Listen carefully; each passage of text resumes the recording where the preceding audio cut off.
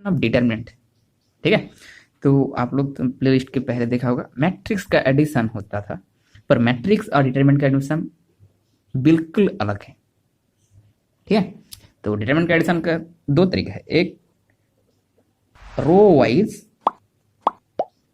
तो column wise, ठीक है। मैं दोनों का एग्जांपल देकर ही बताता हूँ कि रो वाइज कैसे एडिशन होता है और कॉलम वाइज कैसे एडिशन होता है, ठीक है। तो पहला जो है वो, मैं एक डिटरमिनेंट ले लेता हूँ, उसको कैसे दो डिटरमिनेंट का एडिशन कर सकता हूँ वो मैं दिखाता हूँ, ठीक है। So this is the determinant, we take that, ठीक है। तो इस डिटरमिनेंट को कैसे दो अलग डिटरमिनेंट का एडिशन लिख सकते हैं वो दिखाता हूँ। ये है ही दो अलग डिटरमिनेंट का एडिशन। वो अलग दो डिटरमिनेंट क्या है, दो डिटरमिनेंट क्या है उसी को हम पता लगाएंगे, ठीक है। तो कैसे पता लगाएंगे इसको, हम पहले ऐसे लिखते हैं कि del one equals to small a one plus k one into capital A one. What is capital A one? That is cofactor. तुम्हें नहीं पता को फैक्टर क्या है तो मेरा प्लेलिस्ट का पहला वीडियो देख लो, उससे समझ में आ जाएगा क्या को फैक्टर होता है, क्या माइनर होता है, ठीक है। तो इसको सेकंड जो है इसको लिख सकते हूँ ए टू प्लस ए टू इंटू ए टू इंटू ए थ्री। सो इसी को ही हम इलाबरेट करेंगे। तो इसको हम कैसे लिख सकते हैं कि a one into capital one, just simplify कर रहा हूँ और कुछ भी नहीं। So this is the elaboration. सो इसी को मैंने इसी को देखकर ही वो दो डिसाइड करनी है कि क्या है वो दो डिटरमिनेंट। एक डिटरमिनेंट ऐसी है, उसी को देखकर ही पता चला हमें कि एक डिटरमिनेंट, इसको देखकर हमें क्या पता चला कि ए वन, ए इस ए वन क्या है, इट इज द को factor of this determinant, okay. मतलब को फैक्टर क्या है, इसका को फैक्टर क्या है, ये चार है। तो इसी को हम ए वन लेते हैं, क्योंकि जब ये इसको लेते हैं तो इसका साइड का रो कॉलम दोनों बात दे देते हैं। तो यही है उसका को फैक्टर। तो जब मैंने ले लिया ए वन, तो इसके बाद और क्या क्या है, बी टू सी टू बी थ्री सी थ्री, वो अपने जगह पे रहेगा। ऐसे करके जब ए टू लेंगे तब क्या लेंगे, capital A two. What is capital A two? देखो, जब मैं ये लूंगा तो इसके साथ क्या है, ए टू आएगा, तो ए टू हम ले लेते हैं। तो जब ये लूंगा तो इसके साथ ये रो एक कलम नहीं ले पाऊंगा, तो ए टू क्या है, ए टू होगा B one C one B three C three. So that's like B one C one, already B three C three है। और जब हम ए थ्री लेंगे तब ए थ्री तो यहाँ पे बैठ जाएगा, इसके साथ साथ क्या है, कैपिटल ए थ्री। तो कैपिटल ए थ्री पे क्या है, सो जब ए थ्री लूंगा तब उसके साथ कैपिटल ए थ्री में क्या आएगा, ये रो एक कलम निकल जाएगा, तब रहेगा ये दोनों, मतलब B one C one B two A four आएगा इसके इसके अंदर, वो तो ऑलरेडी है। जब हम के वन लेंगे तब क्या करेंगे, के वन जब लेंगे उसके साथ ए वन पे क्या था, बी टू सी टू बी थ्री सी थ्री। सो ऐसे आ जाएगा। सो तो ऐसे करते हैं तो क्या क्या आएगा, के थ्री ए वन, सॉरी बी वन या सी वन। तो इस डिटरमिनेंट का जो ये रो है ना, तो इसको मैंने अलग करके इस दो एडिशन पे लेके आया। तो इस दो डिटरमिनेंट का एडिशन ही है दिस डिटरमिनेंट। सो ये दिया तो ये निकल सकते हो, ये दिया तो इससे ये निकल सकते हो, ये कोई बड़ी बात नहीं। अब कलम पे रहता तो कैसा होता, सॉरी कलम पे है तो रो पे आता तो कैसा होता। तो नेक्स्ट डिटरमिनेंट डेल टू लेता हूं। तो अब हमने ये जो एडिशन निकलना है वो इस रो से निकलना है, ठीक है। इस रो से तरीका तो सेम ही है, तरीका तो सेम ही है, वो आप खुद निकल लेना, मैं जस्ट दिखा देता हूं क्या आएगा। जो ए वन है तो ए आएगा a one b one C one a two b two C two a three b three C three, plus और क्या आएगा, m one m two m three a two b two C two a three b three C three.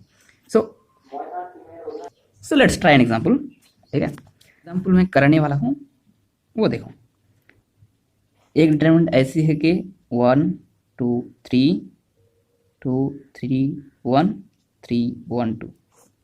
तुम्हें पता कैसे चलेगा कि इसका रो addition हुआ या कॉलम एडिशन होगा? तुम्हें तब वो देखकर पता चलना पड़ेगा कि इसका रो एडिशन होगा या कॉलम एडिशन होगा। ठीक है, इसका है 5 3 4। इसका क्या होगा? इसका जो ए कॉलम एंड ए कॉलम है, ये दो कॉलम सेम है, तो मुझे जो करना होगा वो है कॉलम एडिशन करना होगा। तो जो निकल के आएगा डिटरमिनेंट वो 1 + 5 होगा एंड ओवर सेम होगा, 2 + 3 होगा अदर सेम होगा, एंड 3 + 4 होगा अदर सेम होगा। मतलब तुम्हें देख के पता चलना पड़ेगा कि इसका रो एडिशन होगा या कॉलम एडिशन होगा। इसका हुआ कॉलम एडिशन। एक अलग एग्जांपल, इसका रिजल्ट क्या होगा? 6 2 3 5 3 1 3 4 7 1 2। अब एक डिटरमिनेंट दिखाता हूं जिसका 1 2 3 2 3 1 3 1 2 सेम ले लेता हूं, पर उसका 2 3 1 3 1 2 सेम रखता हूं। इसी को चेंज कर देता हूं 5 2 3। सो इसका क्या होगा? इसका ये रो और ये रो सेम दिख रहा है, तो मुझे क्या करना पड़ेगा? इसका रो एडिशन करना पड़ेगा। तो वो कैसे होगी? 1 + 5 2 + 2 3 + 3 एंड देन जो है वो सेम होगा। ठीक है, तो इसका आंसर क्या आएगा? 6 4 6 2 3 1 3 1 2। आंसर क्या आएगा उसका जरूरत नहीं है, पता चलना चाहिए कि एडिशन हो कैसे, इसके साथ ये, इसके साथ ये और इसके साथ ये। ठीक है, अब जो डिस्कस करूंगा वो है properties of determinant, addition of determinant. ठीक है, देखो प्रॉपर्टी बहुत ही है, पर स्टार्ट करता हूं। पहला प्रॉपर्टी ये है कि तुम्हें एक डिटरमिनेंट दिया है like a1 a2 a3 b1 b2 b3 c1 c2 c3। ठीक है, एक डिटरमिनेंट दिया, इसका ट्रांसपोज क्या होगा?